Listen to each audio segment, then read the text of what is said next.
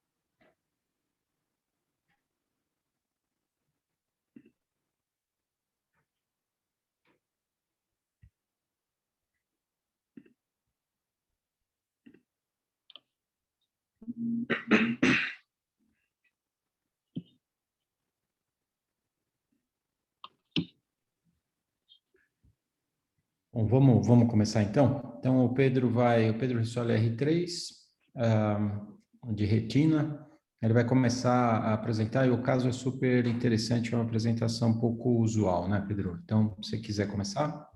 Legal. Então, boa noite a todos. Sou o Pedro, como o Dr. Sérgio comentou, sou residente de serviço do terceiro ano. Eu queria só agradecer antes ao Dr. Leandro, que viu pela primeira vez o caso comigo, doutora Júlia e o Dr. Fábio, que atenderam o paciente também no pronto-socorro e que me ajudaram na documentação, e o Dr. Sérgio, que me ajudou aí na construção da apresentação e da revisão. Então, o nosso caso clínico de hoje é um paciente de 52 anos, homem, que é caucasiano, que veio no nosso pronto-socorro com uma baixa acuidade visual há 5 dias. Ele notou que foi uma baixa de acuidade visual súbita, só em olho esquerdo, indolor a princípio. Ele falou que foi logo pela manhã que ele sentiu que teve um embaçamento, uma melhora discreta, e depois ficou estável até o momento que ele procurou o pronto-socorro. Nunca tinha sido nada parecido, e sentia só um leve desconforto, um pouquinho de vermelhidão, na verdade, nos olhos. 30 dias antes disso, ele foi vacinado, e na sequência da vacina teve um quadro sistêmico de fraqueza, de mialgia, que foi ficando um pouco mais importante ao longo dos dias, especialmente nos membros inferiores. Ele estava com mais desconforto, um pouco de dor, um pouco de falta de ar, uma cefaleia craniana, e apresentou uma perda ponderal de 3 quilos nesses 30 dias.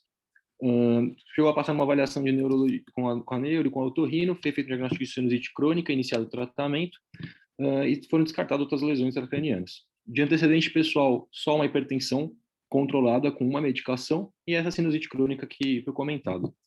De antecedentes oftalmológicos, ele nunca fez nenhum tratamento ocular, nunca fez nenhuma cirurgia, e não tem nenhum antecedente familiar de doenças oculares prévias. Então, ele veio no nosso pronto-socorro. Nesse primeiro dia, ele apresentava uma acuidade visual sem correção de 1 e conta-dedos no olho esquerdo, a 1 metro. Os reflexos pupilares, ele tinha um discreto defeito aferente relativo à esquerda, mas os outros reflexos todos presentes sem alterações, sem alteração de motilidade. Na biomicroscopia, um pouco dos vasos episclerais um pouco mais dilatados, uma coloração um pouco alterada na esclera, sem reação de câmara e sem outros achados relevantes na biomicroscopia. E a pressão intraocular normal. Durante a dilatação, o paciente começou a apresentar uns calafrios, um ataque de espineia súbita, teve um desconforto respiratório bastante importante. Então, o residente estava de plantão levou o paciente para essa clínica médica, foi feito o suporte respiratório e foi uma hipótese provável de TEP. No leito na clínica médica, a gente chegou a fazer uma foto do fundo de olho e uma foto da ectoscopia dos 2 olhos, e o fundo de olho com essas lesões esbranquiçadas no polo posterior. Uma vez internado e já está mais estável clinicamente, a gente levou o paciente para o ambulatório e fez os registros dos exames. Então, a gente tem a fundoscopia do olho direito, a retinografia, na verdade, do olho direito, a retinografia do olho esquerdo, com essas lesões em polo posterior, mais importantes na região temporal. A gente fez o head-free, a autofluor, e aí fomos para os exames contrastados. A gente fez um exame de endocianina do paciente, olho direito na fase precoce intermediária, uma fase um pouco mais intermediária, e e mais posterior e mais tardia, e do olho esquerdo, uma fase mais também precoce, intermediária, já com essas lesões na região temporal e o polo posterior, ainda mais evidentes nas fases mais tardias, com regiões principalmente de hipocianescência e de algumas regiões com hipercianescência. Nas fases bem tardias, na região periférica dos dois olhos, a gente ainda encontrava esses pontinhos, quase que 360 graus na retina, e na fase com 20 minutos, bem evidente essa lesão do polo posterior, que não encontrava mais nenhuma outra localização. Fizemos ainda o OCT desse olho, do olho esquerdo, que mostra as alterações de retina externa, com alguns pontos até de desabamento das estruturas da retina. Esse é o corte foveal.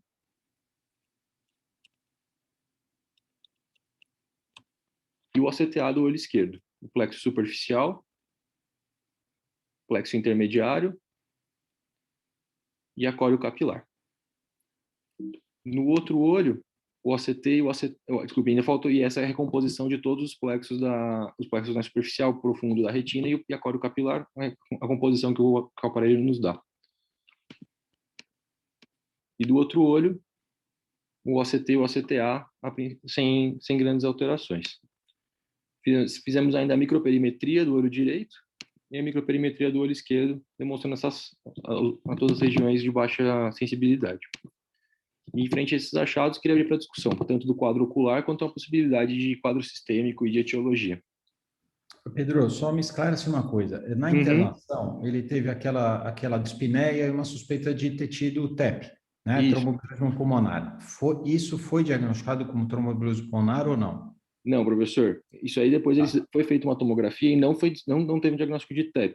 Na verdade, o paciente eles acham que foi uma descompensação cardíaca secundária depois a uma miocardite, enfim, uma congestão vascular, como se fosse uma ICC aguda. Entendi. Tá. Então, assim, esse paciente tem um quadro sistêmico que não está bem esclarecido, certo? E tem um quadro ocular que a gente pode fazer algumas hipóteses diagnósticas e aí pensar sobre a fisiopatologia dessas alterações que ele tem, né? Então, aqui estão as fotos da biomicroscopia, nós acho que ele tem uma hiperemia ocular aí bilateral, mas ele não tem uveit anterior, nem uveit posterior, tá? Nem uveit intermediário. Ele tem essas alterações aqui, que presenciam tanto na retinografia, na autofluorescência, no OCT, no OCTA e na anjo aqui, e na endocianina abaixo à direita, tá? Alguém quer fazer hipóteses diagnósticas? Primeiro do quadro ocular, e depois se existe alguma correlação desse quadro ocular com essa alteração sistêmica que ele percebeu? Então, vamos começar com o quadro ocular. Qual que é o diagnóstico aqui mais provável? Sérgio, posso falar? Oi, Rony, pode, lógico. Diante do quadro e daquelas manchas esbranquiçadas, né, no exame de oftalmoscopia indireta, e depois com essas áreas de atrofia, múltiplas áreas de afinamento de retina, acuidade visual muito baixa, esse suposto DAR, eu pensaria num quadro obstrutivo grave, né, pensando numa oclusão da artéria oftálmica, visto que parece que ele também tem oclusão de vasos da coroide. Mas, Rony, deixa eu só te perguntar. Ele tem uma coloração da retina normal, ele tem um disco normal, ele tem uma retina interna aparentemente normal. E a oclusão de artéria oftálmica da visão muito baixa, e você tem perda de perfusão de retina, da perfusão vascular interna e externa da retina. Aqui eu não estou vendo muito comprometimento da perfusão da retina interna. Você concorda? Eu vi umas regiões focais, né, de afinamento de então, mas Rony, vê se você concorda comigo. Nesse OCT aqui, no corte 1 e 2, ele tem afilamento da nuclear externa aqui. Ele perde nuclear externo, certo? Mas a nuclear interna, a camada de células ganglionares, aparentemente, tem pouca alteração, não é? Olha na foto 2 aqui, olha. Ele tem um desabamento aqui da retina interna, no local em que ele perde completamente a retina externa. Se você for ver no OCTA, aqui embaixo, esse é o corte de coro capilar. Isso. Ele não tem fluxo em alguns setores da coro capilar que correspondem a essas áreas aí, de perda de nuclear externo. E a autofluorescência, Rony, mostra que ele tem alterações, então, do EPR, né? Compatíveis, né, com aquelas alterações do OCTA também. Na indocianina, que a gente vê à direita aqui, ele tem áreas de hipocianescência ou hipofluorescência, né, como você queira, correspondendo às alterações da autoflu e do OCTA. Certo? E na retinografia, o que a gente vê no fundo de olho, que corresponderam àquelas alterações esbranquiçadas no início, que foi feita aquela retinografia, que foi fotografado, você vê alterações pigmentares. Isso chama atenção para mim de um quadro mais específico de oclusão. Eu concordo com você que teve uma oclusão vascular, tá? Mas é um quadro mais específico de oclusão vascular aqui. Eu não acho que é de artéria oftálmica. Então, o que vocês acham aqui de... Poderia ser, Rony? Ou quem mais que quiser falar? Cleide, qual a tua hipótese aqui? Então, o Rony abriu uma hipótese que é interessante, mas que seria um quadro mais grave do que esse, que é a oclusão da artéria oftálmica. Comprometeria tanto a circulação da artéria central da retina, quanto das ciliares posteriores todas aqui, né? Teria um quadro isquêmico muito mais exuberante. Não sei se a Cleide está aí, se ela quer comentar. Bom, a primeira coisa que eu pensei foi numa... Bom, eu achei que faz parte aí do um quadro tipo white dot. Pensei no Mildes, porque as lesões são multifocais, de certa forma poupa o espaço peripapilar, atinge realmente a retina externa. Ele tem dedos, tá? Não, então. Aí depois, quando eu vi essa perda mais extensa, que não inclui só os fotorreceptores, mas toda a retina mais externa, então, eu acho que tem um comprometimento do plexo profundo, plexo capilar profundo, e que aí, mas também não se encaixa num quadro, por exemplo, de AMN, onde a gente tem aí a perda da nuclear externa, dos fotorreceptores, e é uma doença que envolve o plexo profundo, mas não costuma ter essa distribuição. Quer dizer, esse quadro não se encaixa aquele aspecto de sunflower no near infrared. Então, eu acho que deve ter alguma coisa a ver com a vacina, talvez antígenos vacinais desencadeando aí alguma reação autoimune, atingindo o plexo profundo e também os fotorreceptores, e que evoluiu de uma forma... Cleide, eu acho que você está me enrolando. Não sei o nome da doença, mas eu acho que tem não precisa saber o nome. Eu quero saber onde que está essa oclusão, a localização dela. Quer ver? Volta no OCTA para a gente ver o plexo capilar profundo. O plexo capilar profundo do que eu vi aqui no OCTA está normal. Deixa eu ver o plexo profundo. Peraí, deixa eu voltar aqui. Ih, passei um, peraí, eu estou voltando. Coro capilar e o plexo profundo. Tá? Então está mais na coro capilar. Deixa eu ver. Mostra de novo o coro capilar. Cleide, deixa eu te falar só. Esse corte aqui, volta um corte, volta um. Essa área sem perfusão, peraí, deixa eu... o Pedro, é lindo a apresentação de você clicar e ela voltar, mas para você voltar aqui numa zona... Na verdade, eu estou como anfitrião e daí toda vez que aparece alguém para entrar, eu tenho que clicar de novo na apresentação e ele passa. Entendi. Isso. Aqui, ó, Cleide, essa área de não perfusão no plexo capilar superficial e profundo é porque a retina desabou nessa área. Então, você perde a segmentação aqui. Você está vendo aqui, ó, a segmentação do lado? Isso, onde está... Então, essa segmentação você perde. Quer dizer, existe perfusão aqui, mas ela está lá embaixo. Se você acertasse aqui a linha, aqui à direita, o scan aqui, né, o tijolinho, você veria perfusão. Então, ele não tem alteração de plexo capilar superficial, nem de plexo... Passa agora, passa o próximo. Nem do plexo profundo. Então, onde é a alteração que ele tem? É aqui, ó.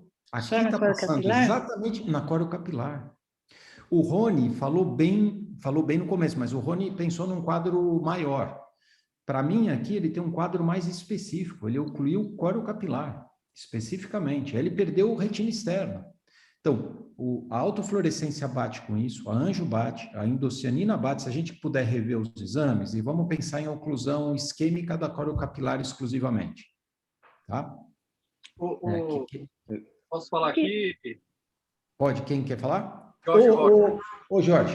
Jorge, deixa eu apresentar o Jorge aqui de Salvador, é um colega da SBRV, um cara super ativo na SBRV internacionalmente. Então, o Jorge assistiu aqui as reuniões, ele falou para mim, eu estou assistindo as reuniões, são ótimas. Eu falei, Jorge, por que você não participa? Ele falou, não, eu falei, não, a próxima vez, que nessa quinta-feira, eu falei, Jorge, você vai participar e vai ser uma honra ouvir você. Então, Jorge Rocha, pode falar. Então, nem precisa apresentar, Jorge Rocha é conhecido por todo mundo. Prazer. Eu sei. Não, mas é por educação.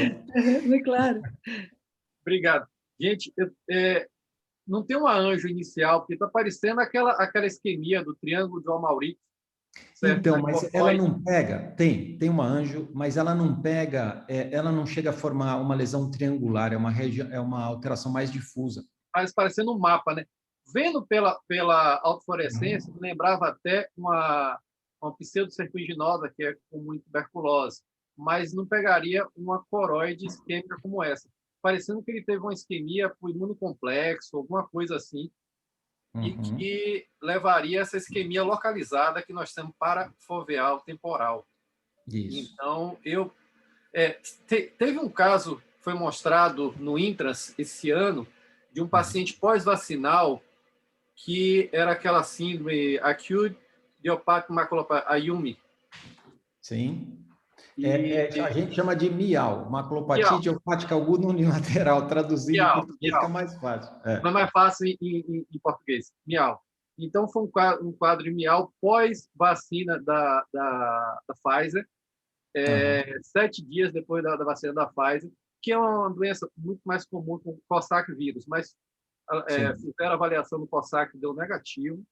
Sim. E falaram assim, vamos ficar de olho, porque pode aparecer outros casos, pode correlacionar ou não. Quem descreveu a MIAL foi o Li Jianpou. Ele estava na reunião e ele não descartou uma possibilidade, já que é uma doença causada por um vírus, um processo agudo causado por um vírus, poderia ser uma reação imune à vacina, levando um processo parecido, como a gente também vê aí, bem parecido, que você tem uma destruição dos fotorreceptores na parte externa. Mas é só uma hipótese, né? Posso fazer só um comentário? O MIAL é muito localizado na região foveal. E essa é uma alteração mais difusa no polo posterior. Essa é uma diferença, né? A segunda diferença é que a gente investigou esse paciente até o fim. O Pedro investigou, né? E você vai ver a avaliação que a gente tem clínica dele. E a gente tem um diagnóstico desse paciente clínico. Só que essa condição clínica dele é muito incomum ela dar uma lesão exclusiva de coriocapilar como está dando. Então, esse caso tem que ser publicado. Eu acho que a relação com a vacina aí é uma eventualidade, não uma relação causal. Mas isso a gente já vai ver daqui a pouquinho. Eu só queria mostrar antes. Pedro, se você puder voltar para Anjo, que o Jorge citou e a Cleide citou também. Só para a gente ver os exames contrastados. Olha, aqui na indocianina, viu, Jorge? Você vê? Um pouquinho mais precoce. Vocês veem que a alteração... Não, aqui tá bom. Tem umas áreas, umas lesões de hipofluxo, né? Isso, uma lesões hipofluorescentes que mostram alteração da coriocapilar, como a gente suspeita agora, toda essa região temporal da mácula. E não forma um triângulo aqui, né? O Almauri que forma um triângulo grande, mas no equador... não tem um triângulo. Né? Isso. Então, aqui é mais como se fosse um Elschning difuso. Perda de coriocapilar, as manchas de Elschning, que aparecem na autofluorescência. Volta um pouquinho mais. Então, com uma lesão específica de coriocapilar. Essa é a hipótese que a gente fez. Olha, tá vendo a autofluorescência? Então, a maior alteração que ele tem é temporal, mas tem alteração nasal. Ele fechou vários lóbulos de coriocapilar no polo posterior inteiro. Mas não chegou a fechar uma artéria grande, uma artéria ciliar completamente. Ele fechou, para mim, ele fechou vários lobos, não chegou a fazer uma lesão de Almauri, uma lesão de toda a artéria ciliar posterior curta, né? Quer ver? Volta um pouquinho mais, tem outra imagem? Tem anjo, não? A Anjo a gente não fez, professor, porque o pessoal da clínica não liberou no final das contas. Não liberou porque não sei ainda. Então, quer ver? Então, assim, a gente tem hipóteses de oclusões. A gente tem uma hipótese da vacina estar causando isso por uma reação cruzada e lesar fotorreceptor, mas a gente vê aqui nos exames que provavelmente ele tem uma isquemia de córeo capilar, não uma isquemia maior. O Rony chamou atenção para isso, e o Rony achou que talvez pela alteração toda pigmentar... Lembra inicialmente uma isquemia de AMP, só que a AMP depois fazia uma hiperfluorescência, ele não faz. E AMP é bilateral. É Aqui bilateral, ele teve um quadro unilateral, né? Mas eu acho, Pimentel, que o desabamento da retina, ele atinge toda a nuclear externa, até plexiforme, não é só coroide. Não, ele pega toda a retina externa. Mas Cleide, no CTA, ele tem perfusão normal, plexo capilar profundo e superficial normal. Não, quer ver? Volta ao normal. CT. Mostra o CT estrutural. Tem um desabamento das fotoreceptores. Eu acredito que envolve toda a retina, inclusive a coreo-capilar. É um evento isquêmico difuso, pelo que eu vi no scan estrutural. Você olha temporal ali, você vê afinamento do plexo superficial da camada de células ganglionares. Vocês não inventem sinais aqui que ele não tem. Olha aqui, para aí. Para um pouquinho. Acho que tem um até que mostra mais desabamento. Retina interna normal. Normal retina interna. Camada nuclear interna, normal. Camada de células ganglionares, ele desorganiza plexiforme diante, plexiforme externa. E isso para baixo. Para baixo, ele tem uma desorganização, se você ver aqui. Lembrando até que você tem sífilis. Sífilis, você apaga o fotorreceptor. É isso. Só que, além de apagar fotorreceptor, ele perdeu muita nuclear externa aqui. Quer ver? Agora, segue um pouquinho. Vamos ver os outros cortes. Isso vai. Aqui, olha, aqui, por exemplo. Aí. Tá? Então, não é só coroide. Ele perde todas as camadas praticamente envolvidas. Todas as camadas. Provavelmente nesse setor aqui, ele teve uma alteração maior. Tudo bem, concordo com vocês, mas nos outros setores... Até a atrofia do epitélio pigmentar, né? Você tem o sinal da cascata aqui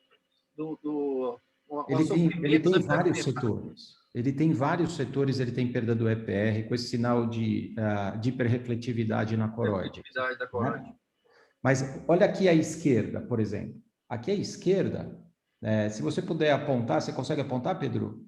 Ele perde só nuclear externa. Todo o restante da retina é normal. Esse é o único setor que desestrutura toda a retina. Provavelmente porque a isquemia do lóbulo foi muito maior aí. Mas isso é setorial. Setorial, entendeu? Mas a exclusiva isquemia da coroide não causa isso daí, toda essa atrofia de retina interna. Tá, agora vamos ver o OCTA, então, para a Cleide pensar diferente. Nesse corte ainda, assim, pensando numa coisa análoga, quando a gente tem uma atrofia geográfica também muito intensa, ele acaba danificando a estrutura, a anatomia das camadas mais internas. Sim. É por isso. Um setor ele tem uma isquemia tão grande que acabou afetando focalmente a retina interna, mas isso não significa que ele tem... Olha aqui, o plexo capilar superficial, ele não tem alteração. Normal. Continua, vê o plexo capilar profundo. Ó, o único setor que eu falei que é escuro aqui, embaixo à direita, é que aqui o corte não está passando na capilar, no plexo capilar profundo. Ele está passando acima, por isso que não tem vaso. Mas você acha que não existe chance de ter reperfundido? Não, porque aqui tem quanto tempo de evolução? Uma semana. Como é que vai reperfundir uma semana, Rony? Não reperfunde. Aqui fecha e fica fechado. Então, tudo bem, uma hipótese de vocês é que seja uma exclusão capilar, tanto da retina quanto da coroide, mas, na minha opinião, aqui só tem alteração de córeo capilar. E o que ele tem é só fechamento de córeo capilar. Ele tem manchas de Elschini pelo fundo de olho, pela autofluorescência. Aqui no OCTA a gente vê bem, né? E pela endocianina também. Então, a gente tem que procurar uma patologia sistêmica que envolva a circulação da coroide. Tá? Então, uma hipótese, um primeiro diagnóstico que a gente tem que ter é o diagnóstico clínico do que ele teve. Ele teve uma oclusão vascular, para mim, exclusivamente de córeo capilar, mas eu acho que vocês acham que ele tem, em alguns pontos, perda de plexo capilar, então, sei lá, profundo, focal, mas eu acho que se a gente passasse esse corte mais para baixo aqui, talvez ele não perca. E o que foi falado aqui é que se você tem uma isquemia muito grande de retina externa, você pode comprometer um pouco essa circulação também, eventualmente de parte da retina interna, né? Mas aqui, para mim, ele tem uma perfusão adequada no plexo capilar profundo. Quer ver? Agora, esse é um ponto que eu acho que é super interessante, que todo mundo ponderou aqui, não tem uma verdade absoluta para isso, tá ótimo. Agora, o segundo ponto é a gente descobrir o que causou isso. Se ele tem uma patologia sistêmica de base que a gente não sabe, que possa estar correlacionada a isso, ou se eventualmente isso foi secundário. O vilão é a vacina hoje, né? Então, se ele tomou a vacina e isso foi uma resposta autoimune, eventualmente, como o Jorge falou, uma reação cruzada para destruir endotélio de córeo capilar aí, né? Então, vamos seguir? Vamos lá.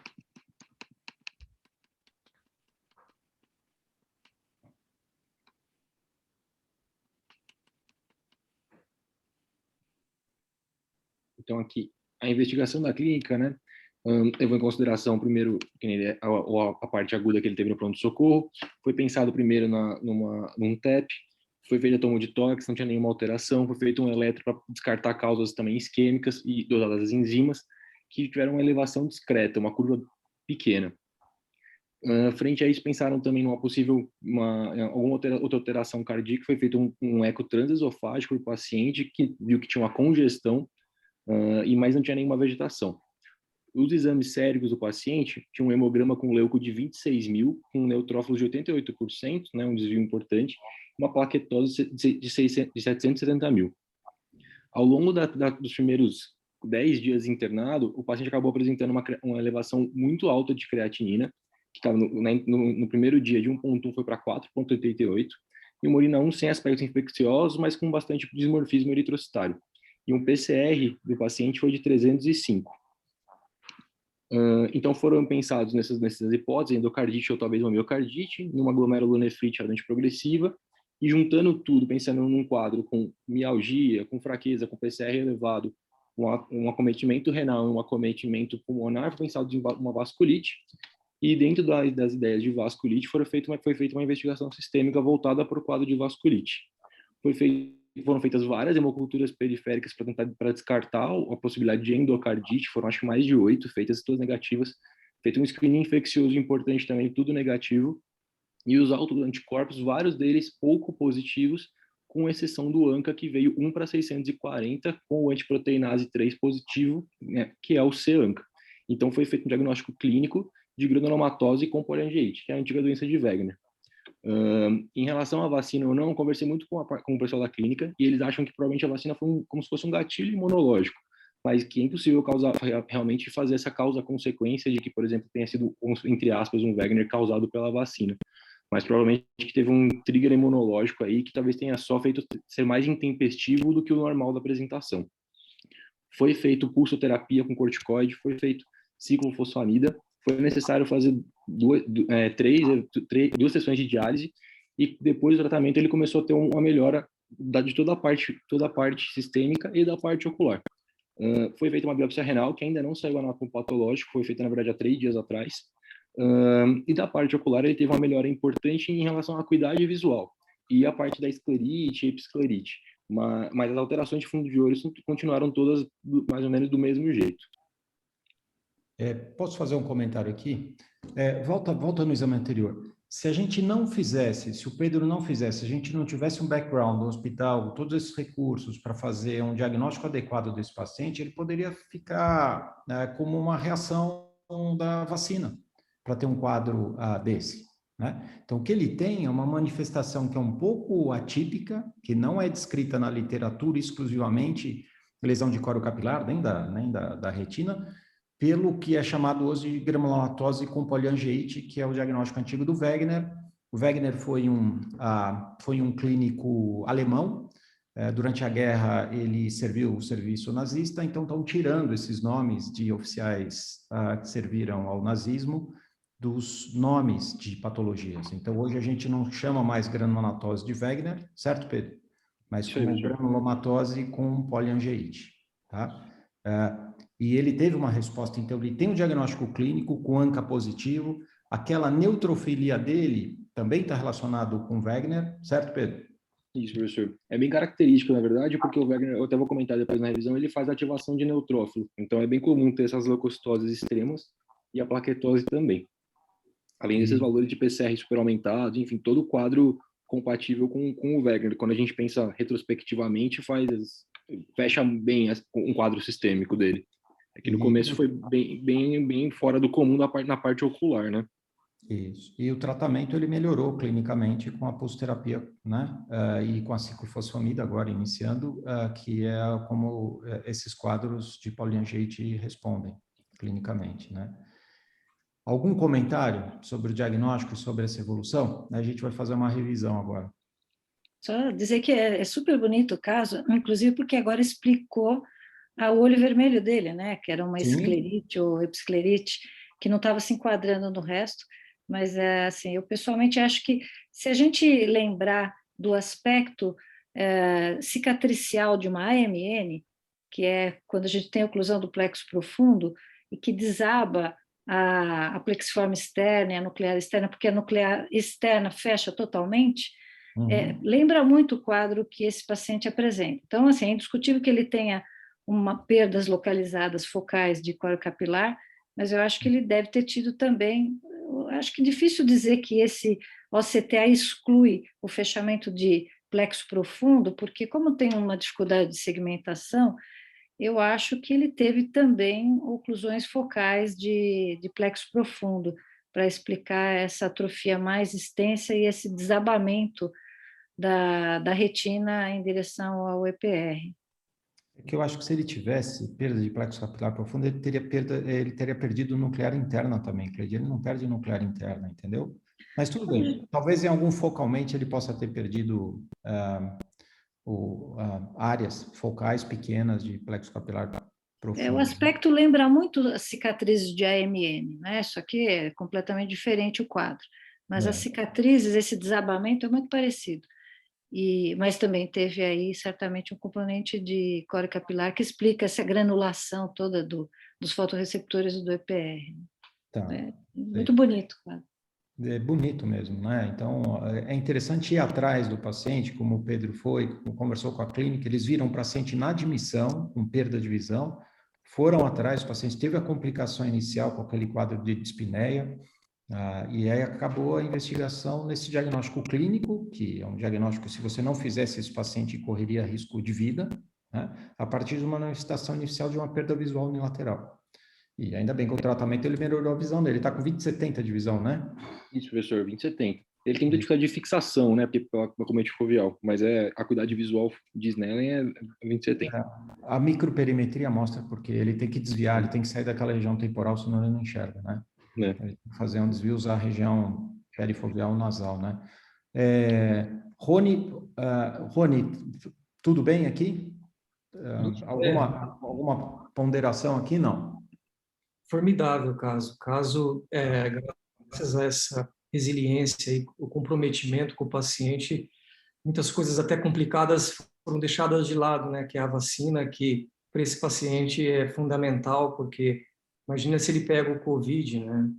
Uma doença dessa, né? Exatamente. Jorge, tudo bem? Algum comentário aqui?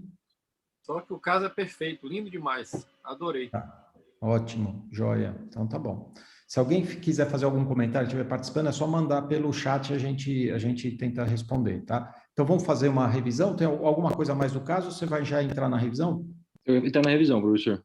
E a revisão que o Pedro fez, as imagens que ele conseguiu aqui são lindas, viu? Vale a pena a gente prestar atenção aqui. Vai lá. Então, a revisão de isquemia de coroide e coro capilar.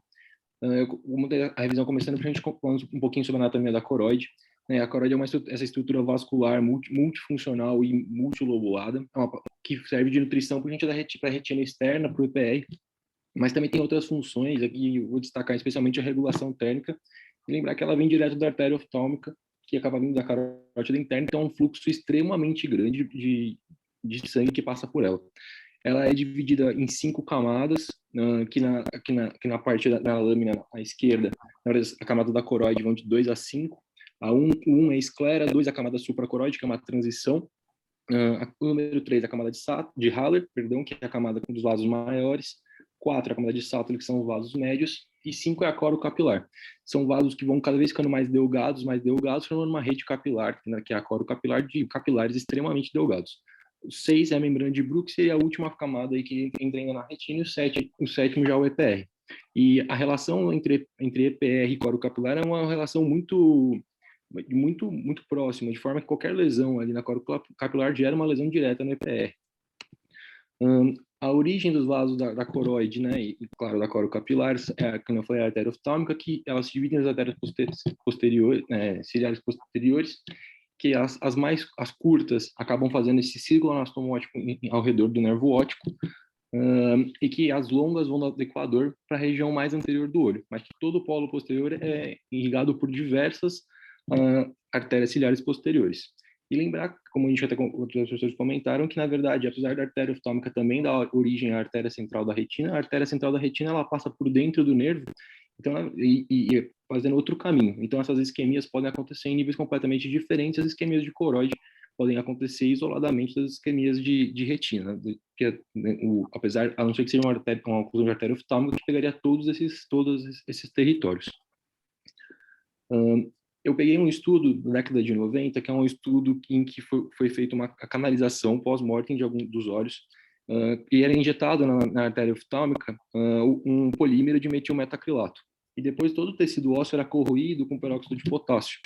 E a partir disso fizeram várias imagens, aqui é uma ectoscopia, mas que acabava ficando só os vasos, então para poder ver essa anatomia vascular, com o objetivo de estudar a anatomia da coroide. E lembrando que na época a gente não existia o CTA, então na verdade os estudos eram mais daquela época, era um estudo anatômico. E eu coloquei essa imagem como se fosse, na verdade, uma macroscopia para mostrar esse arranjo da coroide com um nervo óptico central, mas com as artérias posteriores, ciliares posteriores chegando no polo posterior, fazendo esses arranjos triangulares que eu vou comentar agora na sequência. E o polo posterior, cada um desses territórios, de cada uma dessas artérias posteriores curtas, elas formam esses arranjos triangulares, em algumas regiões trapezoidais do polo posterior, que são os territórios de irrigação dos lóbulos da coroide, advindos de cada uma dessas artérias. E que quando a gente viu nesse estudo, quando a gente vê do ponto de vista, aqui como se a gente estivesse olhando de dentro do olho, vendo os vasos retinianos que sobraram, entre aspas, depois da corrosão, e é uma microscopia eletrônica da coro capilar, mostrando como a coro capilar é essa rede densa de capilares, que forma também arranjos lobulares, e eles são todos advindos das arteriolas terminais da coroide, que vão se delgando, e formando essa grande rede de anastomoses, que na região foveal e macular ela é mais densa,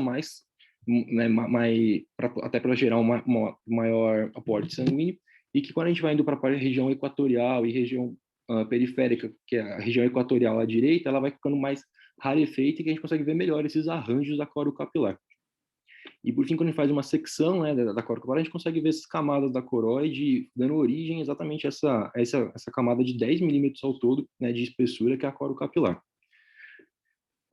Antigamente, e daí, uma vez vista a anatomia, pensar que antigamente a gente só tinha os exames contrastados e que a gente tinha uma imagem praticamente unidimensional, mas que não dava uma avaliação tão específica das camadas da coroide. E que agora, com o OCT e que depois do OCTA, a gente conseguiu gradualmente ter uma avaliação cada vez melhor da coroide. Então, na letra B, perdão, foi quando a gente teve a tecnologia do EDI, em que a gente mudou o foco do OCT e conseguiu visualizar melhor a coroide. Na letra C, a tecnologia do Swept Source, que consegue atravessar melhor o EPR e a gente consegue ver ainda mais da coroide. E na letra D e a letra E, o OCTA, perdão. Na letra D, evidenciando a coro capilar, e o OCTA, ele consegue mostrar, na verdade, a análise do fluxo só dos vasos da coro capilar dentro da coroide. A gente ainda não consegue ver as outras camadas. A gente vê como na letra E é só um esboço dos vasos mais profundos, mas a camada que a gente infere realmente, né, como uma avaliação de OCT da coroide é a coro capilar. E aqui eu coloquei uma imagem comparando exatamente aquela imagem inicial que a gente tinha e a imagem que vem do OCTA. No OCTA a gente não consegue ver cada um desses capilares, mas a gente consegue ter uma ideia da densidade e do fluxo deles. Então, quando a gente tem alguma alteração, apesar de a gente não ver cada um desses vasos sendo acometidos, a gente vê essas alterações que a gente viu do nosso paciente, que a gente vê essas rarefações, essas regiões, né, enegrecidas, que são os voides de coro capilar, que representariam a isquemia daquela região e da região da própria isquemia da coroide. Dito isso, a gente entra de fato nas isquemias de coroide, e que elas são, eu dividi em duas manifestações, que é a manifestação, entre aspas, triangular, e uma manifestação, entre aspas, multifocal. A manifestação triangular, ele seria um acometimento das artérias ciliares posteriores curtas, que foi comentado, que dão esse sinal de Amauric. Várias doenças, acabei encontrando uma revisão em 2017 com várias causas para essa doença. As principais foram vasculites, em especial a arterite de células gigantes, que é a arterite temporal, mas também outras doenças, como hemoglobinopatia falciforme, alguns casos de trauma e de embolização. Então, eu vou mostrar um caso da arterite de células gigantes com essa doença, com um protótipo para poder exemplificar. Então, a gente vê que, nesse caso, o paciente teve uma isquemia bilateral, formando esses arranjos triangulares nos exames contrastados, e mesmo na retinografia, a gente consegue ver correspondendo a essas áreas da retinografia com as alterações. E isso são aqueles territórios que eu mostrei nos slides anteriores, triangulares, adjacentes de cada uma das artérias, o cometimento de uma das artérias posteriores curtas. E aqui, um desses casos, inclusive, foi feito o OCTA, mostrando exatamente uma correspondência entre a isquemia da coro capilar e o triângulo formado pelo exame contrastado feito no paciente. O outro acometimento, que é o mais parecido com o que a gente viu do caso, que seria entre aspas, o multifocal, que na verdade é o acometimento dessas arteríolas da coroide, das arteríolas terminais da coroide, e que com isso tem uma rarefação adjacente da coro capilar, sendo que, e a gente vê isso no fundo de olho como as manchas de Elsch. Como protótipo de doença, a gente escolheu a cororetinopatia hipertensiva, que tem acho que um acometimento mais característico, né, desse tipo de acometimento, mas que outras doenças como eclâmpsia, pré-eclâmpsia e a própria síndrome HELP também podem gerar. Aqui eu trouxe um desses casos em que foi feita uma avaliação multimodal com um paciente que teve uma cororetinopatia hipertensiva, com as manchas de Elsch e um corte de OCT, que demonstravam as alterações de retina externa, a perda da retina externa, nesse caso com um fluido subretiniano, e que quando a gente pega essas mesmas regiões, né, e passa um OCTA, a gente vê que o plexo superficial não tem alterações, mas quando a gente faz o plexo profundo, as alterações, perdão, na coro capilar, a gente vê as mesmas alterações que a gente vê no exame contrastado de endocianina, demonstrando essa isquemia de coro capilar nessas regiões acometidas na cororetinopatia hipertensiva. Dito isso, eu vou falar um pouquinho sobre a própria granulomatose com poliangeite, que é uma doença autoimune de etiologia desconhecida. O grande causador do problema são os anticorpos anticitoplasma de neutrófilo, que tem dois tipos, o C-ANCA e o P-ANCA, dependendo do tipo de proteína contra a qual ele reage. Pode ser a antiproteinase 3, que é o C-ANCA, ou a meloperoxidase, que é o P-ANCA. O característico da doença é o C-ANCA, com sensibilidade de 90% e especificidade maior ainda do que isso. Só que ele também é um marcador de atividade da doença, mas nem todos os casos existem casos de granulomatose com poliangeite até 10% que tem só o P-ANCA positivo. O caso é uma doença bastante rara. Toda a fisiopatologia é relacionada à ativação dos neutrófilos, que vai gerar acometimento endotelial, principalmente porque ele degranula e faz uma liberação de enzimas líticas e de espécies reativas de oxigênio. Isso faz com que destrua o endotélio dos pequenos e médios vasos. E, secundariamente, um estímulo linfócito T que vai formando os granulomas. E é por isso que a doença acabou virando a granulomatose com poliangeite. Existem algumas relações ambientais, principalmente a sílica, poluição, tabagismo, e até algumas drogas, como delazina e fenilteína. Por fim, os acometimentos clássicos da doença são pulmonar, renal e de vias aéreas superiores, mas ela tem potencial de acometer praticamente qualquer tecido do corpo. O acometimento ocular não é raro, na verdade ele é até comum, e os acometimentos de polo posterior, na verdade, dentro dos casos de Wegener, que com manifestação oftálmica, são raros. A grande maioria vai ter os outros acometimentos.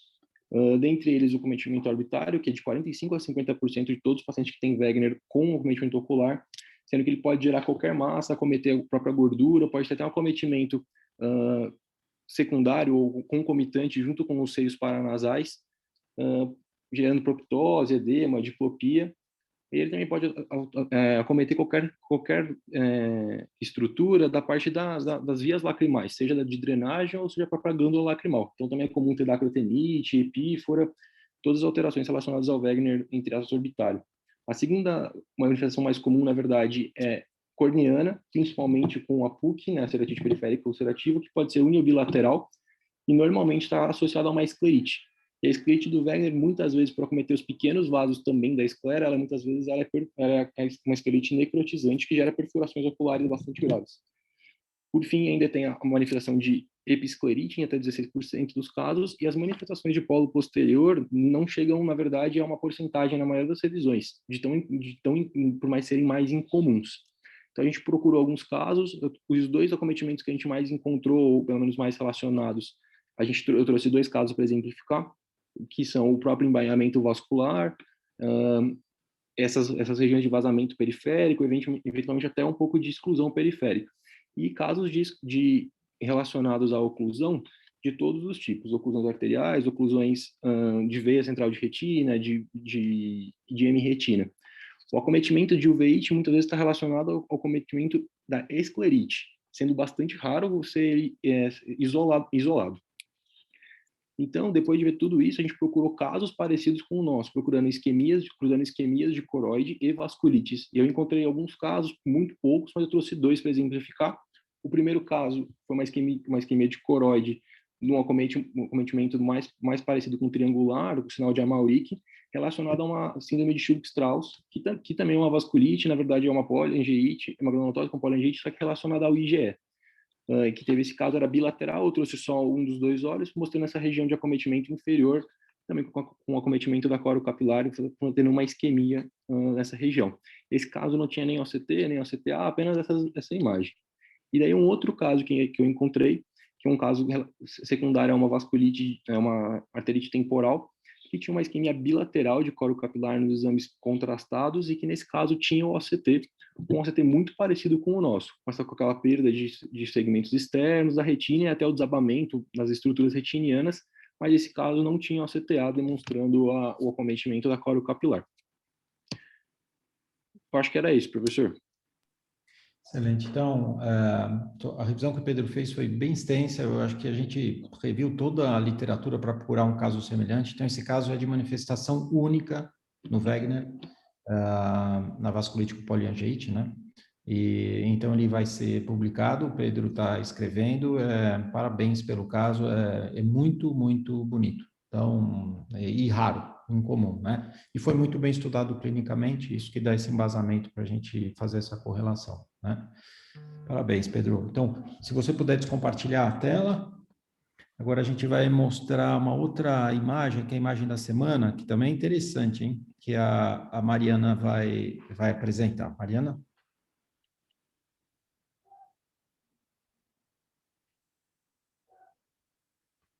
Teu microfone está ligado, Mariana? Então não tá. Bom, boa noite a todos. Eu sou a Mariana Missala, sou fellow aqui do 1º ano. Vou apresentar hoje da imagem da semana e queria agradecer ao Dr. Sérgio Pimentel e à doutora Lívia. Então, essa é a nossa imagem de hoje, tá? É uma paciente do sexo feminino com 25 anos. Ela refere uma baixa de visão do olho direito há 3 dias, com uma visão de 20/40. O outro olho, ela tem uma miopia e nega comorbidades, nega antecedentes familiares. Então, a gente quer que vocês façam primeiro o diagnóstico oftalmológico e depois vocês falem se ela tem algum risco clínico relacionado a isso.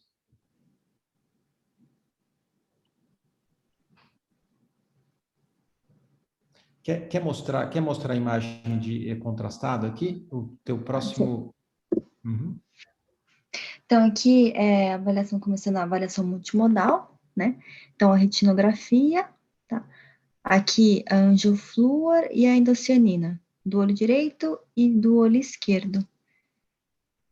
Você quer que eu descreva, professor, ou melhor discutir? Não, eles que vão descrever aí. Então, tá bom.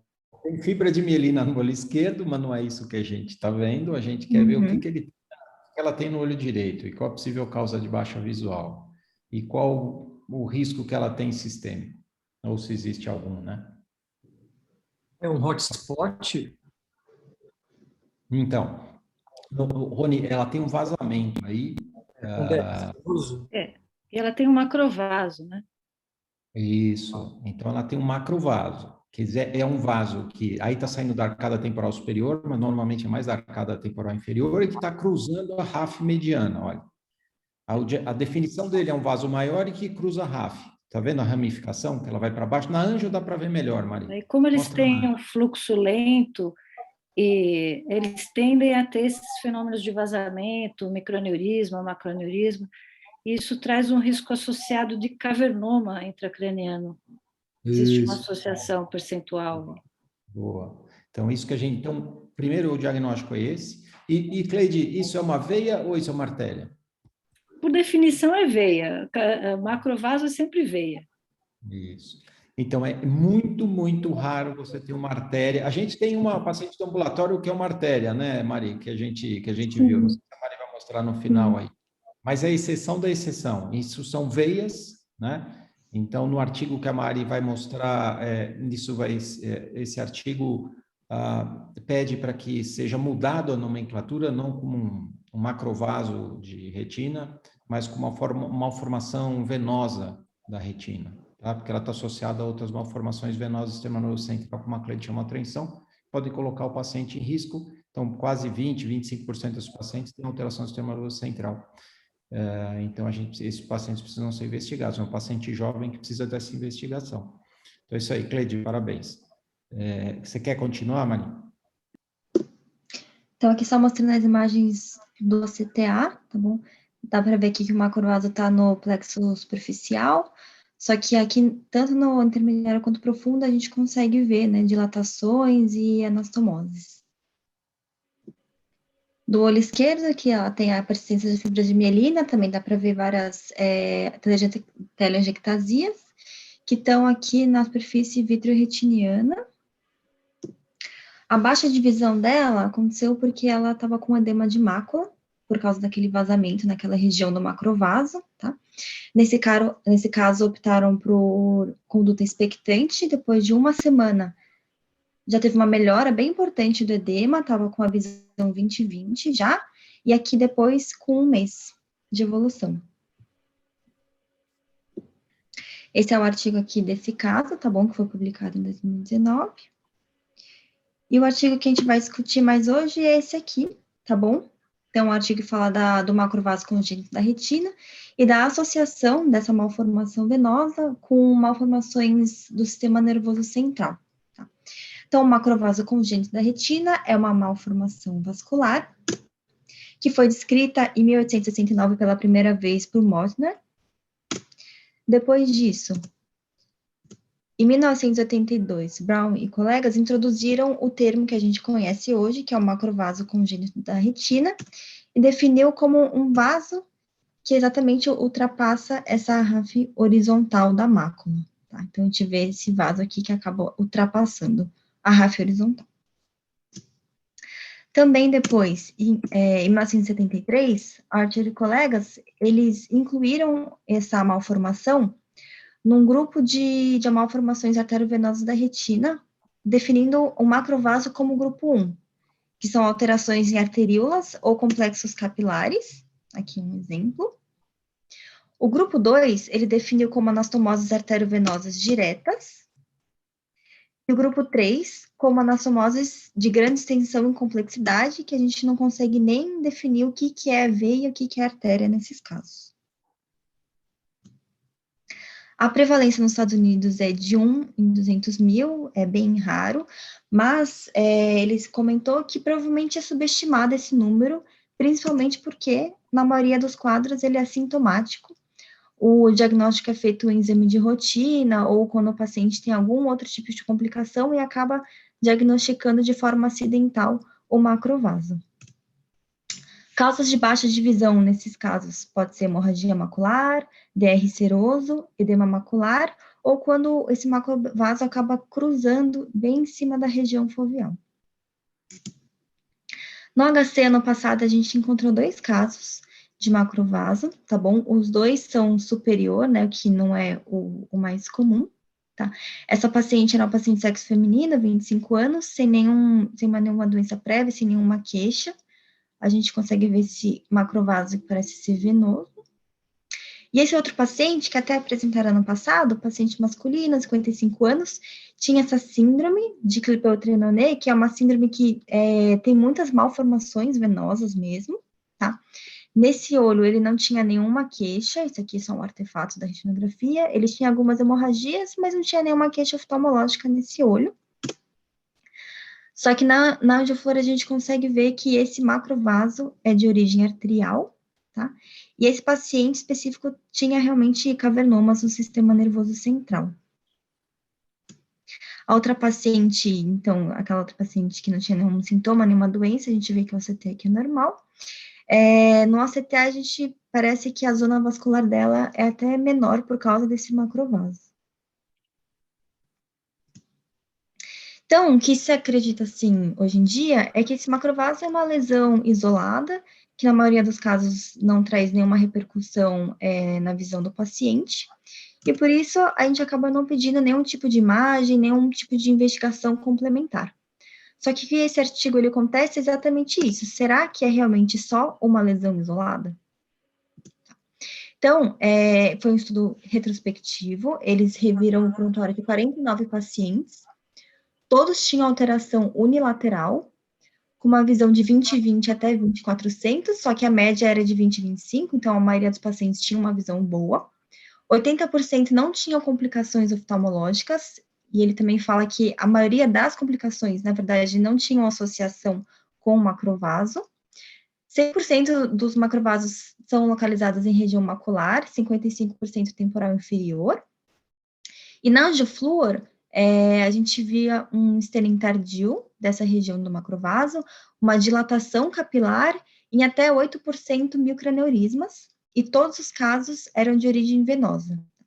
A endocianina e a autoflúor não contribuíram para a investigação desses casos de macrovaso. No OCT, se viu que o tronco principal do macrovaso estava localizado na plexiforme interna, e as ramificações ficavam na plexiforme interna e no nuclear interna. No OCTA, se identificou que o macrovaso ficava no plexo superficial, mas a maior parte das alterações microvasculares ficavam mais evidentes no plexo profundo. Tá? Então, as comunicações arteriovenosas, as dilatações dos capilares, a gente se via melhor no plexo profundo. E aí, foram estudar sobre as ressonâncias de crânio desses pacientes. Tá? Então, dos 49 pacientes, 27, mais ou menos metade, tinham uma ressonância, a maioria foi pedida por outras razões, não estava associado ao macrovaso. E dessas 27 ressonâncias, 10 vieram como normal, 5 com outros tipos de alteração, de tumor, de isquemia, e 12, 24% do total dos pacientes, vieram com alterações de formação vascular. Dentre essas 12, 83 eram ipsilateral ao macrovaso, 17% contralateral e 75% eram localizadas no lobo frontal. Então, na conclusão desse artigo, o que ele fala? Ele sugere que a nomenclatura seja alterada de macrovaso congênito da retina para malformação venosa da retina, já que ele viu que 100% desses casos eram de origem venosa nesse estudo, né? Ele diz também que a prevalência da malformação venosa do sistema nervoso central na população total é de 0,2 a 0,6%, e nesse estudo, 24% dos pacientes tiveram algum tipo de malformação vascular. Tá? Lembrando que mais ou menos só metade fizeram a ressonância, então talvez esse número seja até maior, né?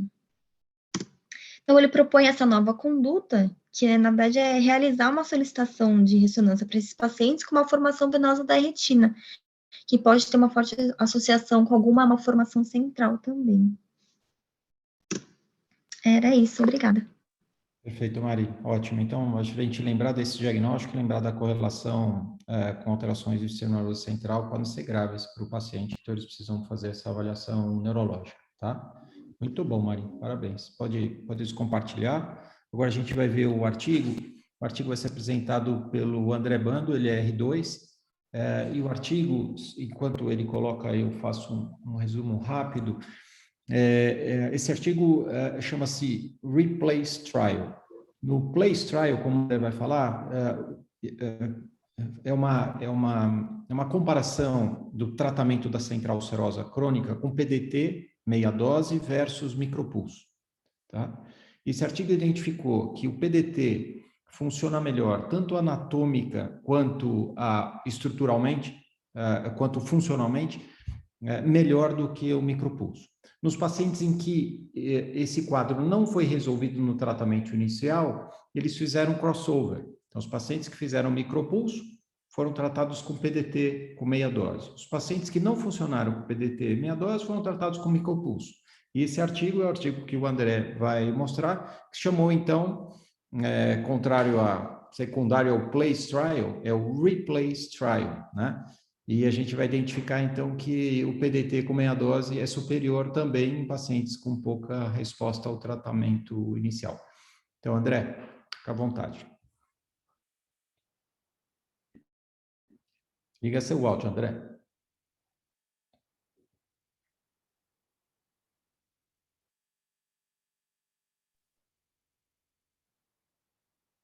Só conectar embaixo na tua tela, deve ter o áudio aí. Na sua tela embaixo, tem uma tarja aí embaixo. Você está mudo, é só clicar no fonezinho aí para ativar seu som.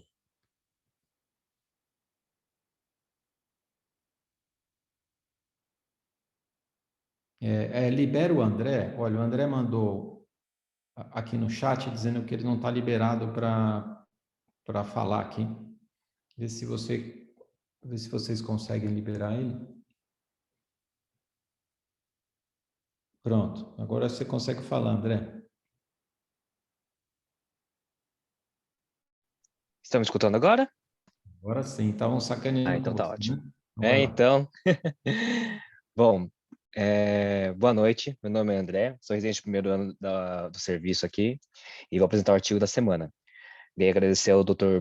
Pimentel por escolher o artigo e por ajudar a elaborar a apresentação. Conforme o Dr. Pimentel já introduziu, vou falar hoje sobre o Replace Trial, que é um artigo que buscou comparar a performance de duas terapias na corioretinopatia central crônica, que comparou a terapia fotodinâmica contra o laser de micropulso, depois de uma falha de tratamento primário, tá? Conforme dito, esse é o Replace Trial, porque temos o Place Trial, que tentou basicamente fazer a mesma coisa, mas vendo apenas o tratamento como primário, certo?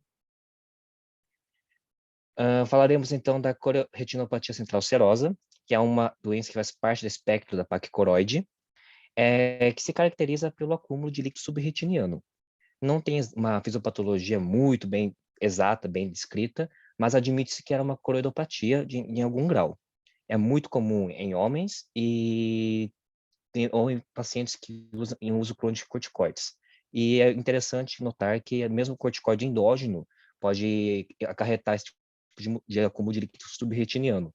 Por isso que pacientes do tipo A, personalidade tipo A, ou seja, aqueles mais estressados, entre aspas, estão mais propensos a essa coroidopatia.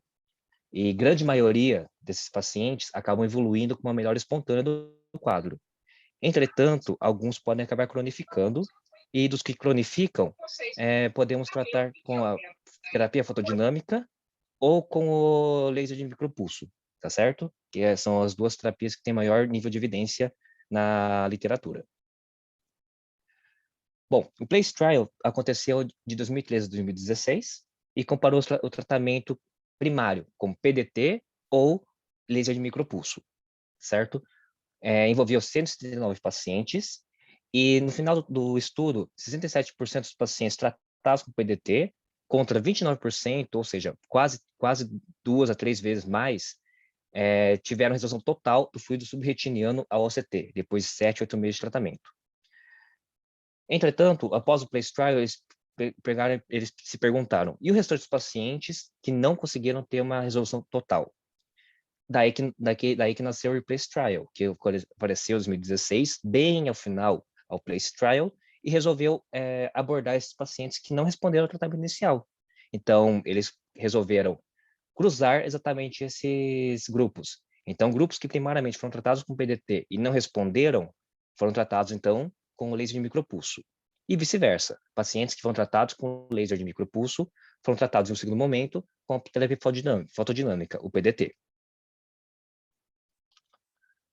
O estudo Replace começou exatamente aonde o Place terminou. Pacientes sem resolução, em que a gente teve esse crossover entre grupos, e eles conseguiram pegar parâmetros no baseline, logo no final do Place, e compararam após uma ou 2 sessões, se fosse necessário, ao longo de 1 ano, mais ou menos, de acompanhamento. Replace foi um clinical trial prospectivo, multicêntrico, e é um crossover treatment study, ou seja, ele não é literalmente um estudo de superioridade em relação um ao outro. Ele apenas está vendo a performance de cada método, tá bem? Os critérios de inclusão estão aqui listados. Basicamente, ele pega realmente os pacientes que têm uma coriretinopatia central serosa crônica, ou seja, por mais de 6 semanas, e exclui alguns fatores de risco, como, por exemplo, o uso crônico de corticoides, que poderia falsear os resultados. Os métodos, conforme foi explicado agora há pouco, logo após o Place Trial, foi realizado crossover entre grupos, feita esse tratamento secundário 4 semanas após a primeira avaliação, uma primeira visita que ocorreu de 6 a 8 semanas logo após o tratamento, e caso houvesse total resolução ao OCT, iríamos apenas ter uma visita final com 1 ano de tratamento. Caso o fluido subretiniano não tivesse sido resolvido, tentaríamos uma nova dose do mesmo método, aproximadamente 4 semanas depois. Os desfechos primários que eles escolheram foi a resolução total do líquido subretiniano ao OCT. Mas também avaliaram a Best Corrected Visual Acuity, tentaram ver o quanto a acuidade visual melhorava e mediram isso na tabela do ETDRS, e também viram a sensibilidade retiniana na microperimetria e um score de qualidade de vida, o NAVQF, que é um questionário que tenta mensurar objetivamente o quanto que aquela medida teve impacto na qualidade de vida daquele paciente, certo? É importante ressaltar que a microperimetria é importante nesse caso, porque talvez ela seja um indicador mais sensível em relação à melhora da acuidade visual do paciente. Às vezes a acuidade visual, mesmo melhor corrigida, não seja tão fidedigna em relação à melhora do paciente em si, tá bom? Mais à frente eu vou comentar sobre isso. Eles escreveram aqui como que foi feito com os parâmetros do laser utilizados, utilizaram o vertiporfin como químico sensibilizador da coroide, associado a um laser com os seguintes parâmetros: 83 segundos de exposição, com 50 joules por centímetro quadrado, a 689 nanômetros de comprimento de onda, tá bom? E foi utilizado principalmente a endocyanina verde como principal norteador de aonde iriam irradiar o laser, tá bom? O grupo do laser de micropulso tem uma descrição semelhante, mas utilizaram um laser aqui com os seguintes parâmetros listados, e também utilizaram a endocyanina verde como parâmetro norteador para delimitar a área em que o laser seria feito. Na figura aqui ao lado, temos aqui em vermelho a área em que foi feito o laser em si, mas com a ressalva de que eles evitaram fazer o laser bem na fovéola, tá certo? Então aqui eles não fizeram laser nenhum, tá certo? É importante ressaltar também que aqui o laser eles fizeram inicialmente numa área periférica, e foram reduzindo a potência até chegar numa potência que aquele paciente não respondia com uma descoloração, ou seja, descoloria inicialmente, ia reduzindo de 300 a 300 miliwatts até não ter uma descoloração com a mira do laser, tá bom? E essa nova potência seria, então, utilizada na área delimitada pela endocianina verde. Foram feitos esses testes estatísticos de acordo com cada parâmetro testado, tá certo? E os resultados. A amostra, então, iniciou-se com a amostra inicial do PLACE Trial, que pegou apenas os pacientes que não resolveram no tratamento primário. Então, no total, sobraram 42 pacientes.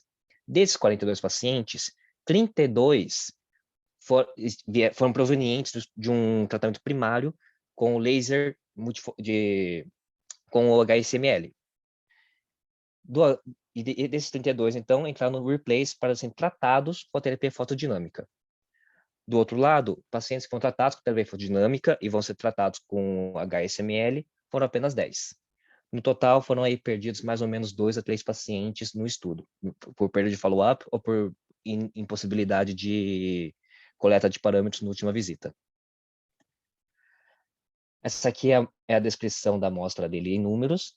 Ressalta-se aqui que ele realmente tem uma prevalência muito grande nos dois grupos da masculina, com uma idade aí mais ou menos de 50 anos realmente, de acordo com o descrito na literatura, e ressalta-se que ambos os grupos são estatisticamente iguais entre si, certo? Não tem diferença estatística entre os parâmetros analisados, certo? Então, são grupos que não têm viés de seleção nesse sentido. Eles exemplificaram alguns casos. Então, o grupo PDT, então, com 32 pacientes, pegaram um homem de 43 anos, que um ano após a terapia com laser, demonstrou a manutenção de fluido subretiniano aqui no OCT. Realizaram também pré-tratamento com PDT, a angiofluoresceínografia com endocianina verde e com angiofluoresceína, e mostraram aqui pontos de vazamento e áreas de vazamento aqui na endocianina verde que foram tratadas aqui com laser, tá certo? O ciclo vermelho aqui é onde vai ser fotossensibilizada pelo PDT. Um ano após o uso do PDT, esse paciente teve uma resolução completa do OCT e não foi necessário novas angiofluorescinografias ou com endocianina verde. Do outro lado do grupo, o grupo do laser, do HSML, temos, então, a mesma situação. Após um ano do uso do PDT no PLACE Trial, a manutenção aqui do fluido subretiniano, uma situação semelhante com pontos de vazamento, e, novamente, aqui a imagem que eu usei no slide anterior, que demonstra aonde o HSML seria feito. Um ano após o uso do HSML no Replace Trial, a gente observa que tem um pouquinho ainda de fluido subretiniano, mas também teve uma nova área de fluido aqui, mais em direção ao nervo óptico.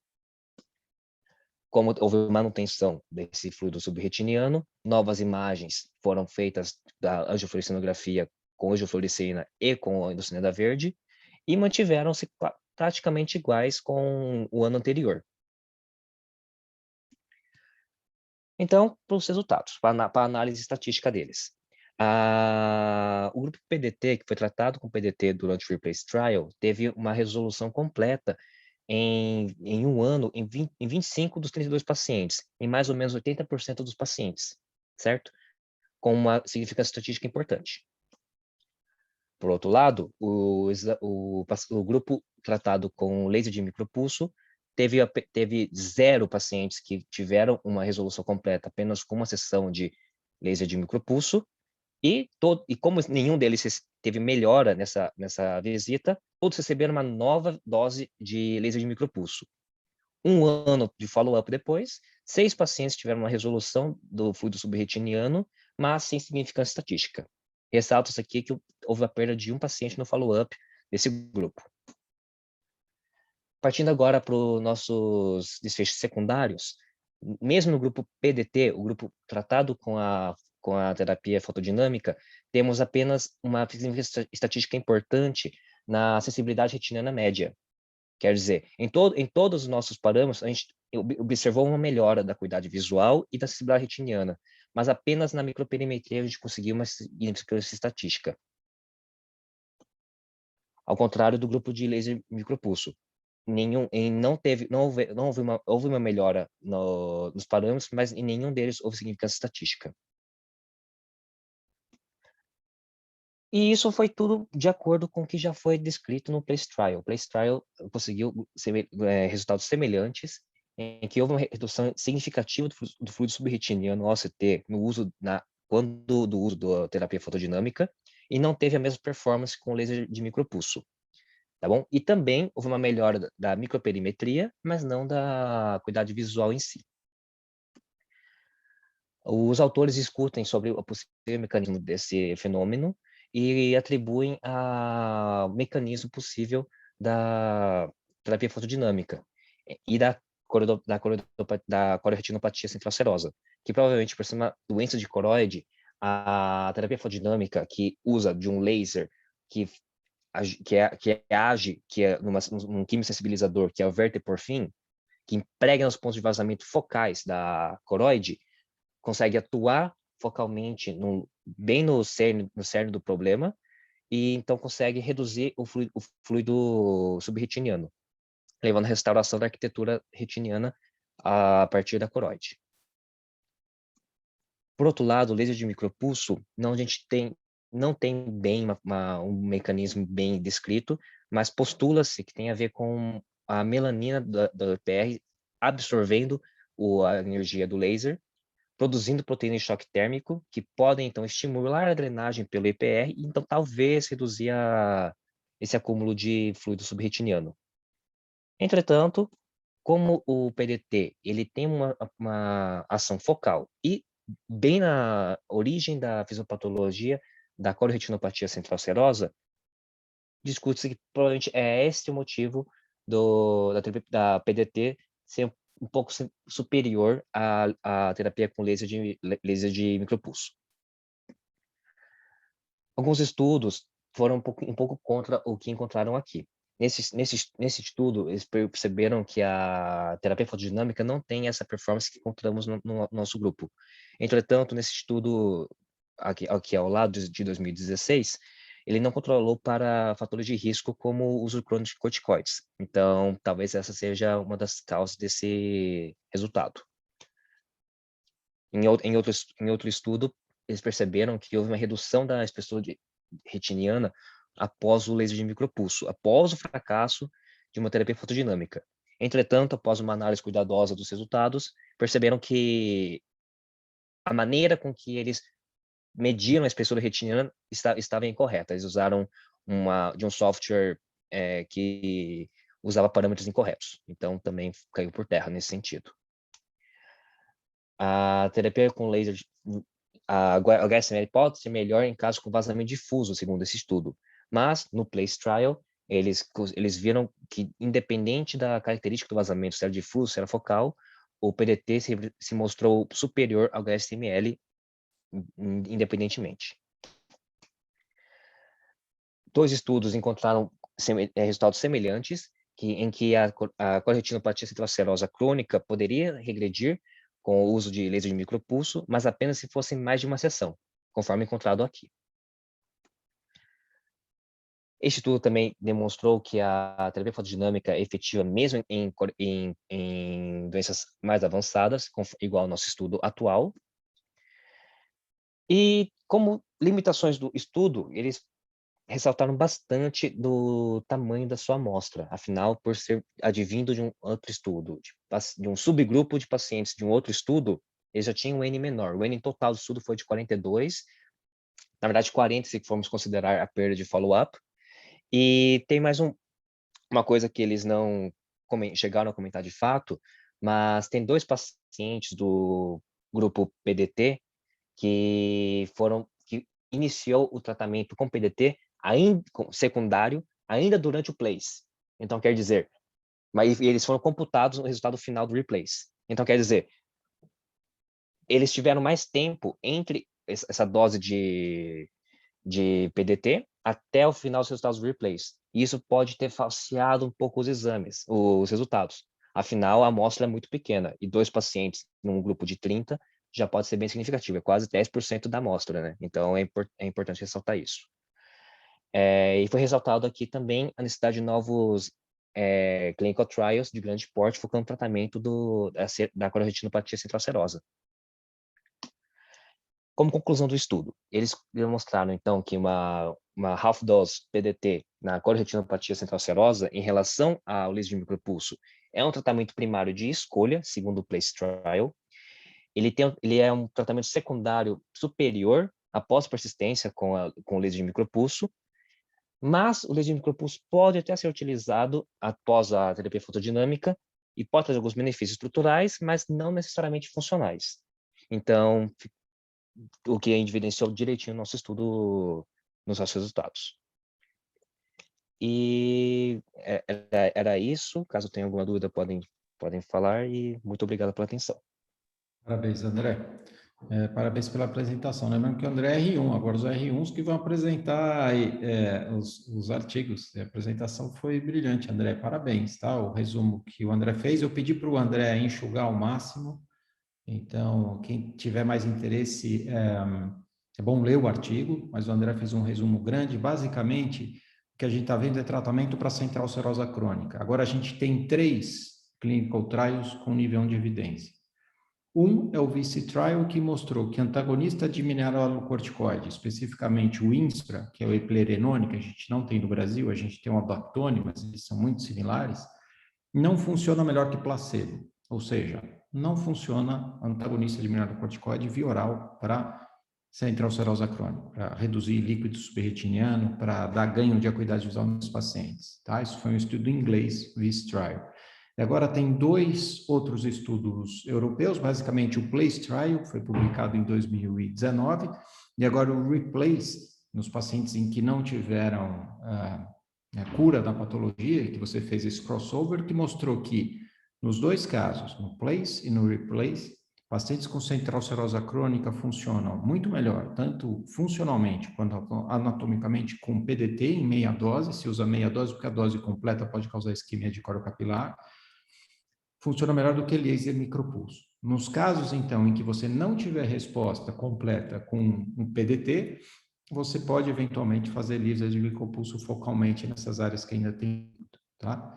Então, o grande problema disso é que o tratamento é extremamente caro e muitas vezes a gente não tem nem o equipamento e nem a droga, a vertiporfina, para usar nesses pacientes. Então, a gente acaba, por exclusão, usando laser de micropulso, mas com uma eficácia muito menor, tanto funcional quanto anatômica. Algum comentário sobre esse trabalho? Parabéns, viu, André? Se quiser, pode descompartilhar a tela, e daí a gente entra com o caso cirúrgico, o Sumita vai apresentar. Se alguém quiser algum comentário? Sérgio. Oi. Jorge. Fala, Jorge. Apresentação incrível. A mensagem que fica para mim dessa história toda são 2 coisas bem interessantes. Primeiro, que com o PDT, o melhor resultado de todos os trials, a remodelação da coroide que realmente é o principal fator de melhora, que nós temos agora a insuficiência venosa através de uma diminuição da drenagem pela veia vorticosa, com uma possível nova ideia para a fisiopatologia, uma doença que a gente conhece muito pouco. E, se você prestar atenção, nesses casos crônicos, quando você faz terapia combinada, ou seja, o paciente passou pelo PDT, ele não melhorou, mas ele teve uma remodelação na coroide. Depois ele vai para o micropulso e a resolução melhora bastante. Ou seja, quase 100% dos casos com terapia combinada PDT mais micropulso foi a melhora. Ou seja, 2 mecanismos diferentes. Um remodelou a coroide, o outro estimulou o epitelial da retina a aumentar seu poder de bomba.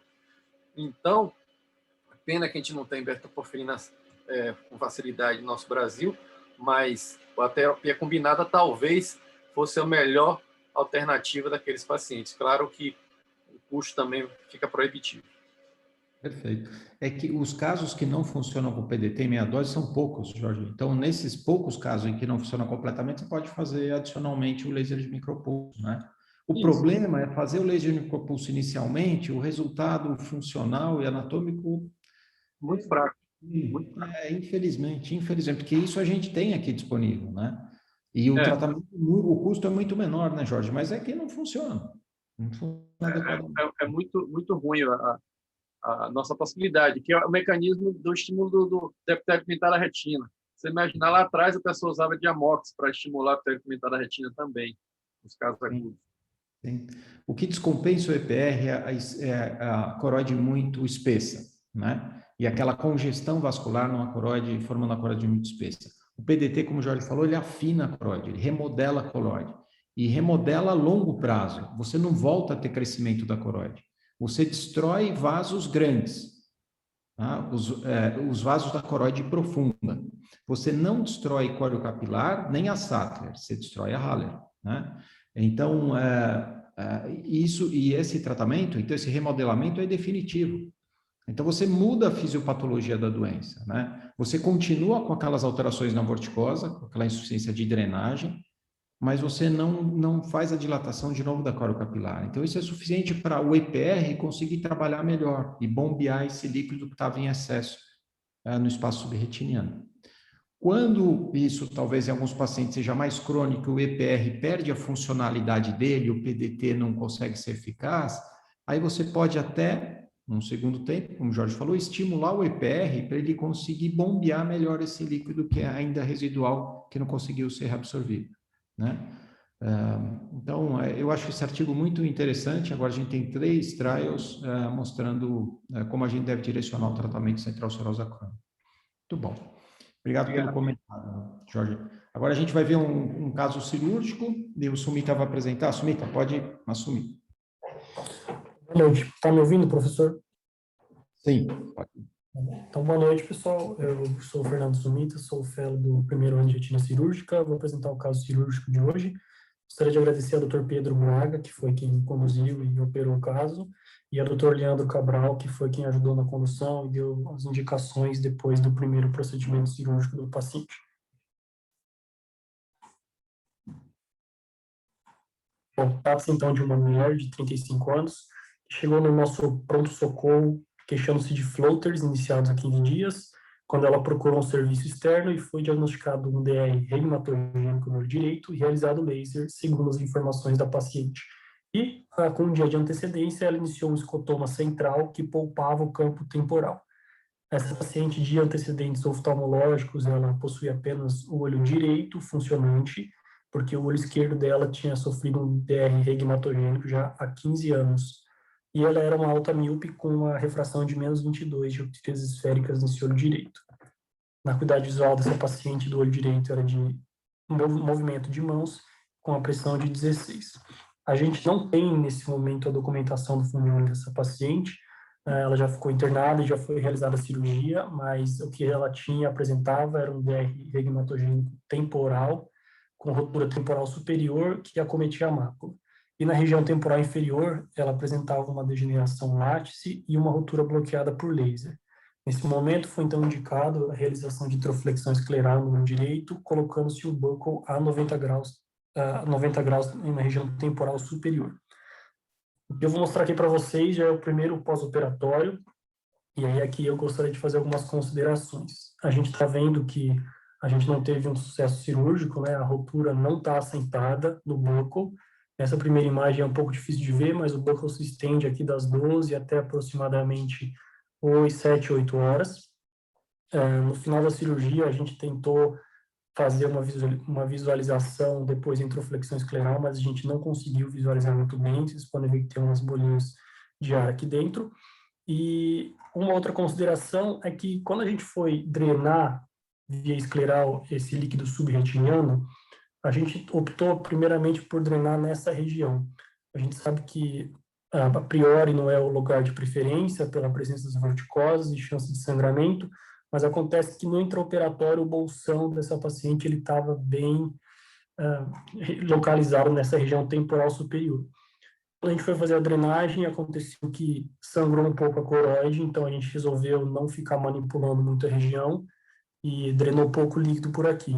Então, nós optamos por realizar uma nova drenagem, dessa vez um pouco mais direcionado aqui para o meridiano horizontal, por mais que o bolsão estivesse um pouco mais plano nessa região, e aí então a gente obteve sucesso e conseguiu drenar bastante líquido, tanto que precisou ser reformado esse olho depois, e aí a gente teve esse problema dessas bolinhas aqui dentro. Bom, então, frente a esse caso, nesse momento, eu gostaria de abrir para discussão, para responder três primeiras perguntas, três perguntas do dia. Se alguém teria realizado alguma outra técnica, primariamente, que não entroflexão escleral, qual deve ser a conduta nesse momento com essa paciente? E a terceira e última pergunta, com relação à drenagem desse líquido subretiniano, se nós deveríamos ter drenado já primariamente em algum outro lugar que não esse da flecha vermelha. Muito bom. Então, a paciente, olha, alta-míope, olho único, né? Que é um problemaço com descolamento de retina. Então, quem quer começar a responder? Qual que é a técnica primária de eleição nessa paciente? Qual que seria a conduta agora nessa complicação de ter líquido subretina na ruptura aberta, mas está com a introflexão posicionada, né? E a última pergunta é drenagem do líquido subretiniano, local do bolsão versus risco de sangramento. Quando você tem o líquido, você vê a vorticosa, qual a sua conduta para fazer a drenagem?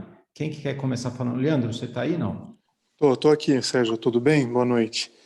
Então, primeiro assim, é um caso bastante desafiador na mão de qualquer pessoa, né? Uma paciente míope monocular de 20 graus de miopia, é um caso extremamente grave, né? Nesses casos de pacientes jovens míopes, a indicação de introflexão escleral acho que é uma boa indicação. A gente sempre analisa no pré-operatório se você consegue chegar à ruptura, se a ruptura não é uma ruptura muito posterior em que um buckle não chegaria, né? Então, a gente vê aqui que esse buckle foi posicionado até relativamente bem posterior, mas não chegou à ruptura. Então, é uma ruptura que é desafiadora para se bloquear com introflexão escleral. E esse que talvez tenha sido o grande desafio do caso. Mas eu acho que tentar uma introflexão e, eventualmente, se você não conseguir bloquear, você ter que partir para alguma manobra, eu acho que seria a minha preferência.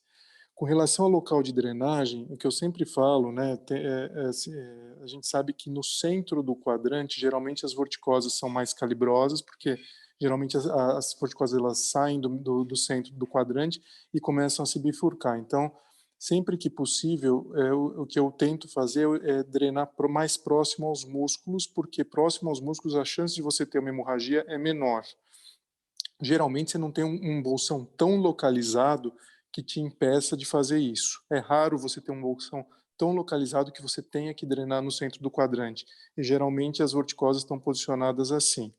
Então essa é a dica que eu acho que eu seguiria. E aí, no caso, eles tiveram um problema de visibilidade, mas claramente é uma situação que não está boa, porque a rotura ela não está bloqueada, ela está na descendente do buckle. O Daytona ele dá uma certa enganada na foto para descolamento, às vezes ele dá uma enganada, mas essa rotura ela não está bloqueada. Então, no intraoperatório, eu teria algumas opções. Primeiro, assim, se você não tem uma vitrectomia e você já posicionou o mais posteriormente possível o buckle, tentar o que se fazia antigamente com buckle radial, que é algo que é difícil de ser feito, é quase que uma confecção manual para você tentar posteriorizar em algum local a rotura. Converter para uma vitrectomia para você tamponar essa rotura é uma possibilidade. Outra possibilidade é uma pneumática associada, você injetar uma bolha de gás e posicionar essa paciente de modo que o gás ele consiga bloquear essa rotura e você depois vai seguindo, eventualmente complete um laser, alguma coisa assim. Então, essa paciente no pós-operatório imediato, talvez vocês entendam, enfim, eu tinha essas três opções: reindicar uma vitrectomia, reindicar um buckle radial, que não seria a minha última opção, porque ela já tinha saído da cirurgia, ou tentar uma injeção de pneumática com posicionamento de cabeça. Eu achei que a pneumática, nesse caso, poderia ser de valia, porque a posição... então tá bom. Deixa o pessoal comentar aí, depois a gente vê o que foi. Então tá bom, então eu vou parar por aqui. Então é isso, tá?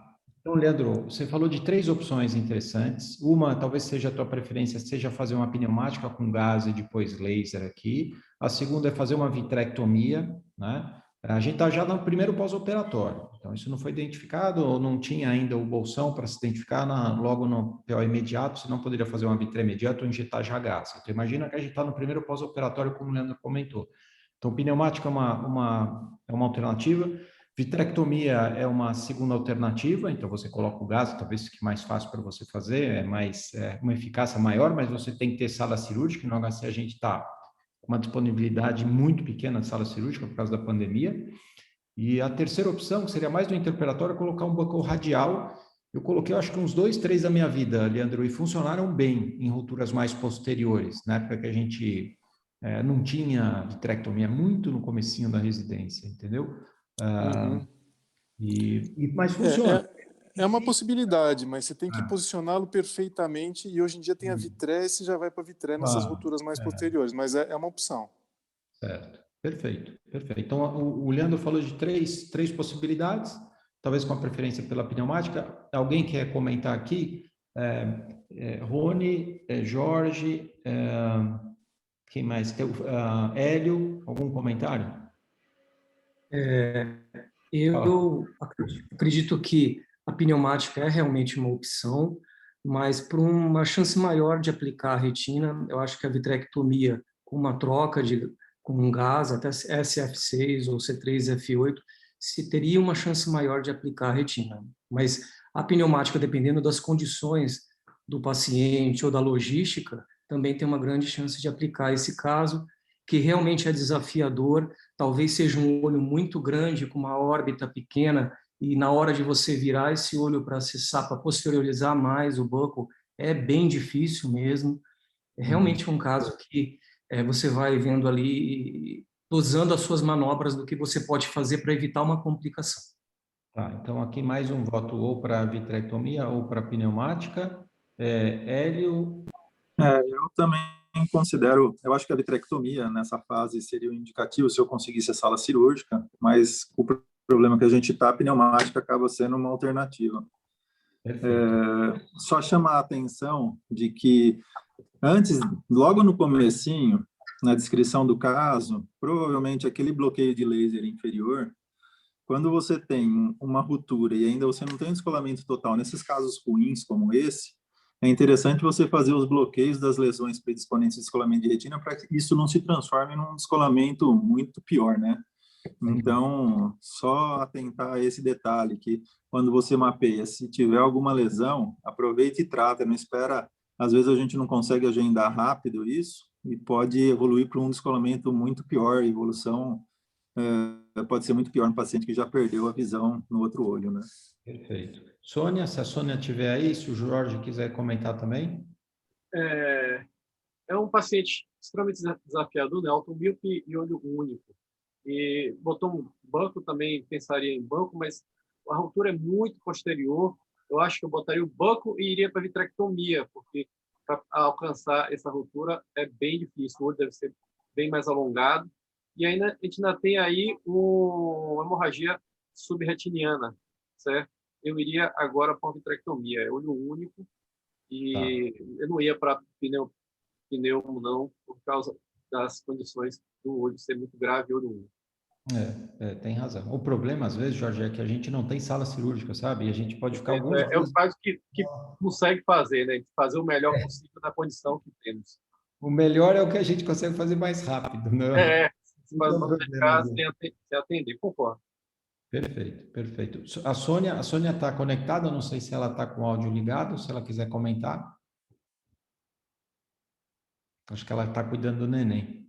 Então, quer continuar?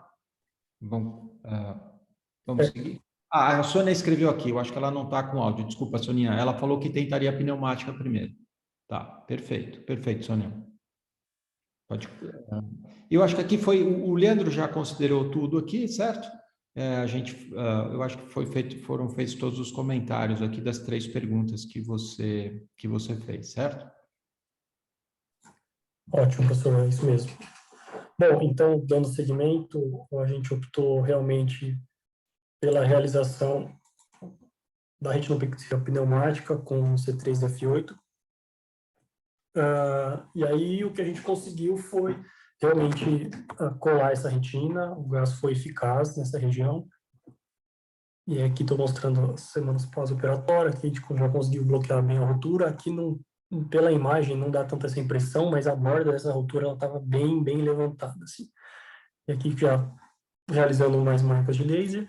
Depois, agora com o Buckle, a gente conseguiu identificar mais uma nova rotura aqui, que foi tratada também. E aqui o 27º operatório, já com essa paciente, já com gás em uma fase já avançada de reabsorção. Com essa refração, ela chegar a 0,15 de visão. Eu tenho a imagem do ACT dessa paciente, chamo a atenção de vocês aqui para a característica de alta miopia que ela tem, mas a gente consegue ver que até pelo ACT a retina está bem aplicada na mácula. Bom, era isso. Agradeço a atenção de todos. Fumita, só me fala o seguinte, o buckle, a rotura se posicionou no buckle? A princípio aqui pela foto, sim, ela não estava fora da área do buckle. Professor, a gente passou esse buckle a mais ou menos, o ponto posterior dele está a mais ou menos 20 centímetros do limbo, que era um compasso inteiro aberto. E cadê a rotura? Ela está parcialmente no buckle, ela está na descendente posterior do buckle. Tanto é que aqui você consegue ver marcas de laser fora do buckle. Entendi. Tá. Então ela estava na margem posterior do buckle, quer dizer. Exatamente. A gente pegou ela parcialmente. Então é isso que o Leandro falou no início, que era difícil pegar essa rotura só com a introflexão, né? Então talvez seja melhor talvez se a gente conseguisse localizar adequadamente, seria interessante colocar, como o Jorge falou, colocar um buckle ou uma faixa, na verdade, uma faixa 40-42 para tratar a periferia dela e fazer uma vitrectomia e laser, né? E talvez usar SF6 para ela não ficar tanto tempo com embaçamento visual por causa do gás. Seria uma opção, talvez agora revendo isso, talvez seja a melhor opção. Acho que a dificuldade, como o Leandro falou no começo, é você identificar o posicionamento dessa rotura. Quando a rotura é mais posterior, é difícil fazer uma introflexão com um único procedimento, né? Perfeito. Algum comentário? Alguém quer fazer algum comentário sobre esse caso? Eu acho que ela vai melhorar ainda mais a visão dela, porque a retina externa dela é boa, né? Pelo menos aqui na FOV, apesar de todas essas áreas de atrofia no polo posterior, esse corte aqui foveal dela, ela tem uma coroide muito fina dos míopes, né? Mas ela tem talvez ela melhore mais a visão aqui. Né? Eu acho que ela vai ganhar mais visão. Exato, professor. Ela disse que a visão dela já melhorou bastante, ainda não está como estava antes, mas ela já não tinha uma visão muito boa. Ela disse que nunca chegou no 20/20, então não sei, até tem até algum componente de miopia aí, enfim. Tá, ótimo. Então tá bom. Você é muito mais bonito que a retinografia, né? Muito mais bonito. Nem parece a retinografia, né, Hélio? É verdade. Inclusive, só um último comentário. Parece que tem sangue subretiniano aqui, realmente, né? E, inclusive, hoje, conversando com o Pedro, a gente chegou à conclusão que isso não está subretiniano, parece que está mais pré do que subretiniano, é que a foto engana bastante, né? E no OCT não aparece hemorragia subretiniana aqui. Não tem. Tinha que ter uma hiperrefletiva aqui. Não tem. Né? Exato. Talvez ela já tenha sido reabsorvida, né? Pois é, mas nem na corte foveal, nem nos outros cortes a gente não vê muita evidência. Não tem nada. Tem área de atrofia cororetiniana infrafoveal no corte aí que você passou, ou supra aí no corte onde você passou, mas não tem hemorragia aqui, pelo menos no ACT não tem, bom para ela, né? Então, que bom. Tá. Então, um caso desafiador, um caso difícil. Parabéns para você e para o Leandro que acompanharam essa paciente, tá? Então, é isso. Eu queria agradecer a todos que apresentaram, que comentaram, que assistiram. E qualquer dúvida durante a apresentação é só mandar no chat aqui as perguntas, a gente responde. Agradecimento especial ao Jorge aí, de Salvador. Um prazer contar com você, Jorge. Então, quinta-feira que vem a gente está aqui de novo e o convite está feito aí para você participar, tá? Com todos aqui os assistentes os colaboradores da USP aqui, tá? Gente, eu que agradeço imensamente estar com vocês aqui. Aprendi muito hoje. Opinião que excelente. Fora que a amizade que nos une é antiga. Então, é muito gostoso estar com vocês aqui. Pena que a gente não pode se ver Tem 2 anos que a gente não se vê quase. Mas vamos junto aqui, porque isso aqui é muito gostoso estar com vocês. Obrigado. Obrigado, viu, Jorge? Obrigado por participar aqui. A gente aprende com você igualmente, da mesma forma, tá? E um abraço. Então, eu agradeço a todos. Na semana que vem estamos aqui de novo. Agradeço a todo mundo aí que participou. Boa sexta e bom fim de semana para todo mundo. Até semana que vem, tá? Um abraço.